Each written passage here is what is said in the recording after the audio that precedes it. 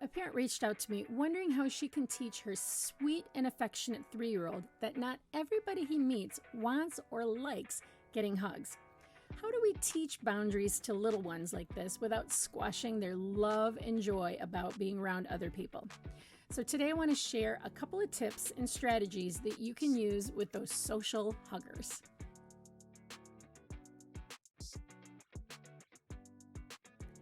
Teaching personal boundaries and impulse control is something that requires intentional action on our part as a parent. So here's a strategy that you can try, as well as some tips for success. I like using simple systems with young kids. So the system that I like to use is wait, ask, accept. So we wait before we go in for the hug, we ask if they'll take a hug, and then we accept whatever response that they give. Now, it's helpful if you're going to use a system that you pair some visuals with it. So it could be wait, ask, accept. The key to success with any strategy when it comes to young children is practice, practice, practice. We can't just tell them what it is that they need to do and then expect them to be able to do that in the moment. They're too impulsive. But the more we can practice and demonstrate how this process works, the easier it's going to be for them to utilize it in the moment with some verbal prompts and visual cues from you. So some great ways to practice it would be during play. If you've got the horse and the cow and the farm animals out, maybe your horse gives the cow a hug and he didn't want it and he runs off. You can start a conversation about that, like, what could I have done different? And then replay it, asking the cow if it's okay to give him a hug, and let your child see the different outcomes and encourage them to practice that during their play. You're modeling words that they can use in those situations and to help them better understand the responses that they can anticipate. You can do it with farm animals. You can practice with family members. There's lots of different ways. Puppets are another great way to act this out. So find some creative ways to practice this consistently and regularly until your child really starts to grasp it. The next step is for you to be vigilant and consistent and to do practice runs. So you want to go places where there are lots of kids, where your child is going to be tempted to want to go up and give hugs, and you're going to have to be 2 steps ahead and provide the visual cues and verbal reminders as your little one starts to go in for the hug. You're going to have to quickly intervene and say, oh, remember, we have to wait, ask, and accept. So let's try this together. Mama will help you. You're there to coach them through that. Over time, they will eventually be able to build up the impulse control to remember to stop and wait. And as you're prepping for those outings where we're going to practice this skill, you want to have that conversation in the car on the way there, but you don't want to tell them what to do. You want to ask those questions.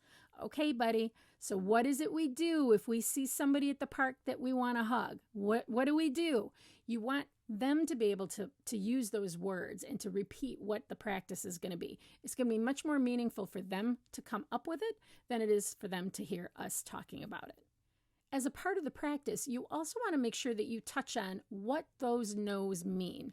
Rejection is hard, and we don't want a little one who has a love for people to think that that rejection and them not wanting a hug is a reflection of how they think or feel about him. We want to help them to understand that this is really about that person's choice and what that person feels comfortable with. You want to point out that some kids may be afraid of people that they don't know. There are other kids who maybe don't like to be touched. And then there are other kids who just like to say no all the time to friends. And you can try to pull some parallels to some of your child's own experiences, like how do they feel when they tell their sibling not to touch their Legos and they do it anyhow? How does that make them feel? You can also share personal examples like, mommy loves daddy very much, but sometimes he wants to give her a hug and mommy says no because mommy's body just isn't in the mood for it. Having frequent conversations with your child about these kinds of topics and providing those examples will eventually help your child learn to develop the skills and the understanding and the empathy needed to put themselves in somebody else's shoes. And here's something that's important to note developmentally, that kids don't get to that cognitive part of understanding empathy until around the ages of 6 or 7. The best way to teach empathy is to catch it in action. Start talking about personal bubbles and personal space. You want your child to understand that some people have really big bubbles and they stay big all the time. Other people have really little bubbles and they like being close to other people. And then some of us have bubbles that kind of go back and forth depending on our mood. You can check in with family members at breakfast time. How big is your bubble today? Your child's bubble may always be small because he wants people in there, whereas his sibling may always have his bubble big. Using that visual representation and image can make it easier for little ones to understand personal space. Okay, that's it. That's the strategy. So if you practice this strategy, I would love to hear back from you as to how it's working out for you. Or maybe you've had this experience with your little social hugger and have found some other ways to help them learn about personal space. If so, please drop it in the comments below. If you have a question that you would like me to answer regarding development or parenting of young children, please feel free to reach out to me by dropping it in the comments below. Until next time.